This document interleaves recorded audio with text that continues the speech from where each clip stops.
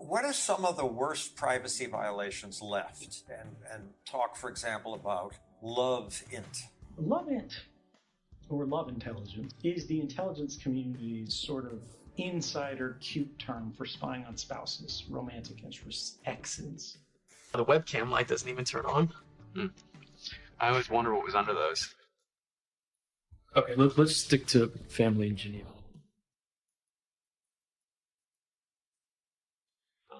Normally, we use this int to refer to intelligence. There's SIG-int for signals intelligence. There's COM-int for communications intelligence. There's HUMINT for human intelligence. You would think of it as kind of the James Bond human-enabled operations. Well, love-int is where you take this giant sort of world-spanning surveillance system, or even just your local police force, whatever, and you turn it to going, hey, who did she call after, she hung up the phone, or where's she going, what is he doing? And this has happened, and the NSA has actually publicly confirmed this happened after the accusations came out in at least 13 different instances. One of the particularly interesting things about this practice of love-int is that the government doesn't typically charge people with crimes when they're found to do this, even though this is felony behavior. And this is true anytime analysts at the NSA or CIA or elsewhere in the intelligence community abuse their governmentally granted authorities. And you might go, well, why is that? But the answer is self-apparent when you think through it. The existence of this program is a secret.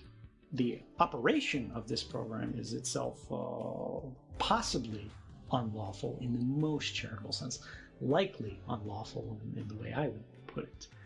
And so avowing that these programs exist, avowing that a government employee who had gone through a polygraph, gotten a top secret clearance, was actively using these programs to spy on Americans or any kind of unauthorized target like that. Simply admitting that is possible would expose these systems to legal challenges. So what does the government instead do? It simply disciplines them, or worst case, fires them, shuffles them out and gets a new body and puts them in the chair.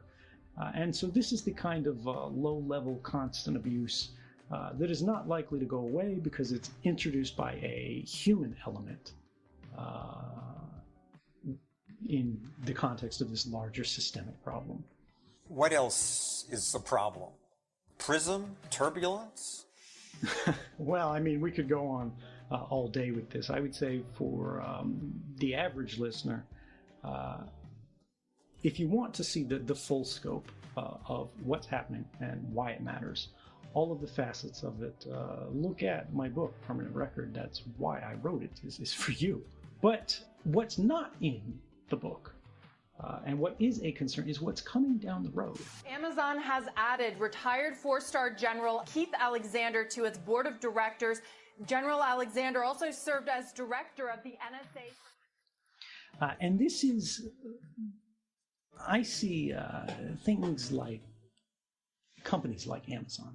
For example, the fact that they just appointed the former NSA director who resigned in disgrace for having overseen the mass surveillance program that now courts have condemned as unlawful. That should be of concern to people. Why are they doing that? Why does that seem like a good idea to them? But then when you look at what they actually do, Amazon's Web Services, as it's called, which is a cloud provider for technical hosting on the internet, it runs basically like half the internet.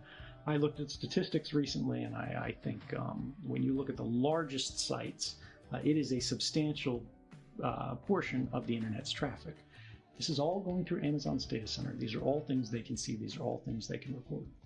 Now, when you intersect all of the different devices that Americans have that they visit websites from, this has an internet address, right, associated with your device. You likely have identifiers for the sites that you're connected to. A username or a login or a phone number, a Facebook or a Gmail login. You also have cookies. These are little digital files that are planted in your browser visiting a site, which allows them to show you different ads, to keep you logged in, different kind of things.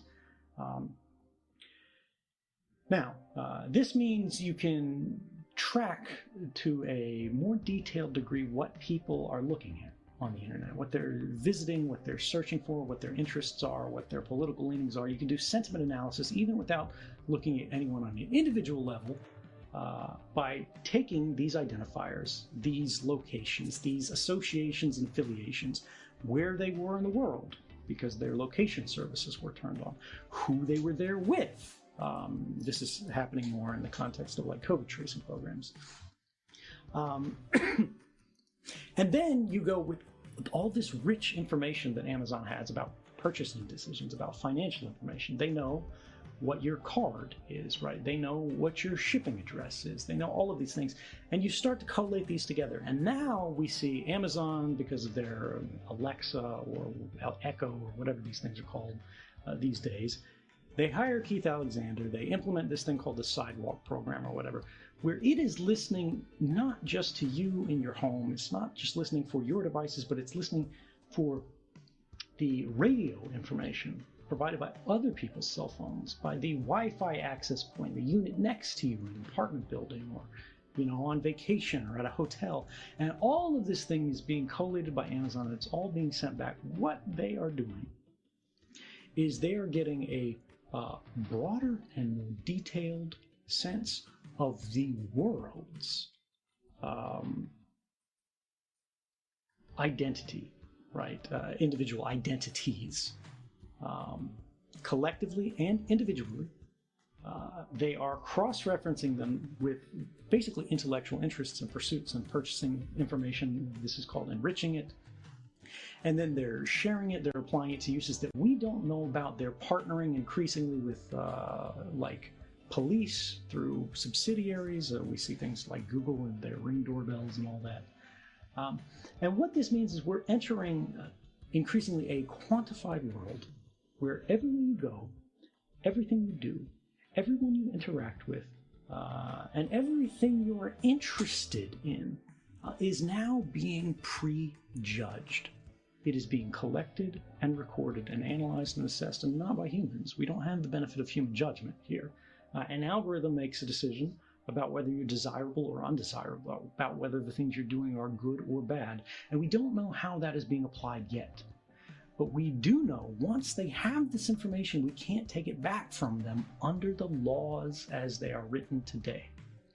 And the United States of America is one of the only, if not the only, developed democracy in the world today that does not have a basic privacy law. We have the Constitution. Would that make a difference? I mean, it's just, here's the problem that Americans by and large don't care. And I mostly don't care. Alexa, are you spying on me? No, I'm not spying on you. Actually, she answers, no, I'm not spying. John Oliver had to do a bit with you. Only way he could get people interested in the invasion of privacy was to point out that this little light here where I see the green light, it isn't always on if the NSA is spying on us, and they might take pictures of our private parts and show it to people. Only that got a reaction.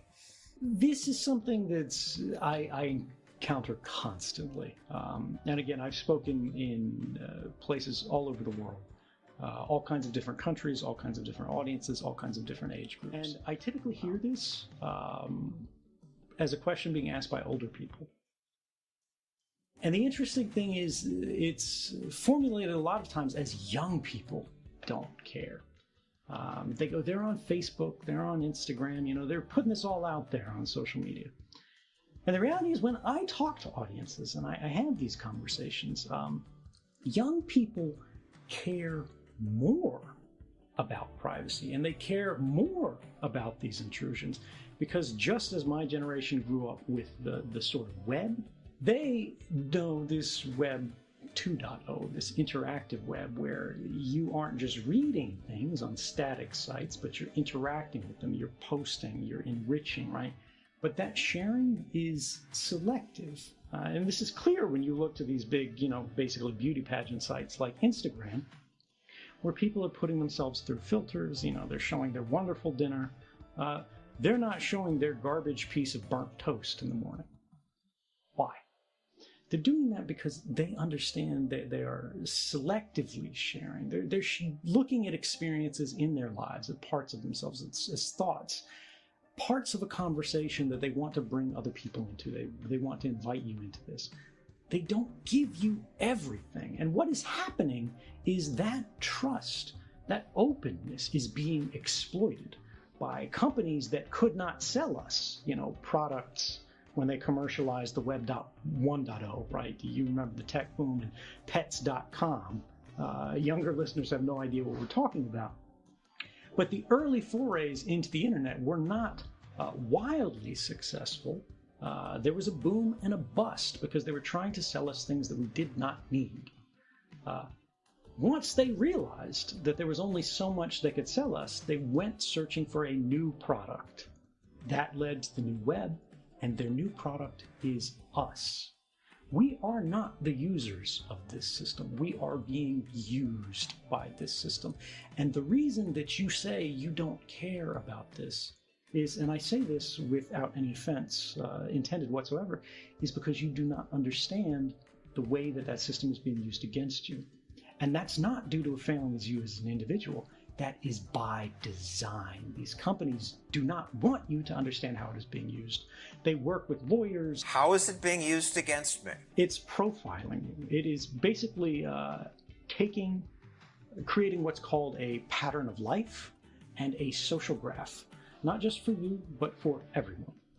And this means that even if you're trying to do something anonymously, let's say you have something like a cancer scare, right? And you want to look up an oncology clinic. You want to call a doctor, or there's a Planned Parenthood thing happening with a young woman.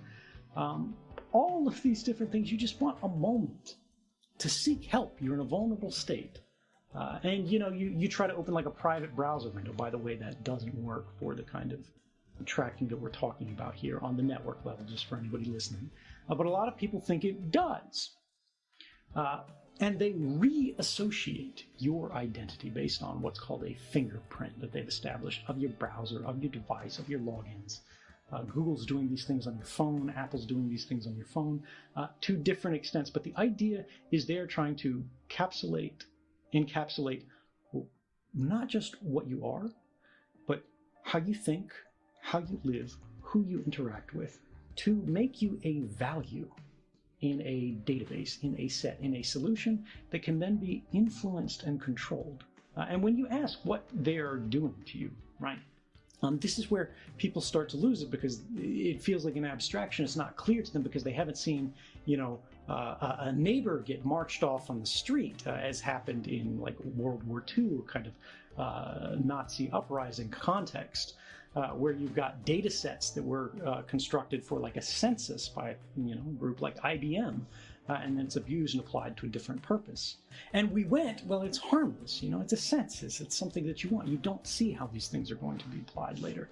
But what they are doing today, in the most concrete form, as I said, is they are collapsing everything about you into a known value that can then be manipulated. That is the beginning and the end of the system. They want to make you controllable.